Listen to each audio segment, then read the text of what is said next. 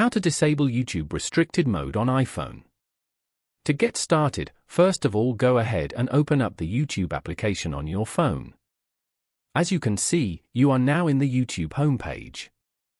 On this page, go to the bottom panel and tap on your profile.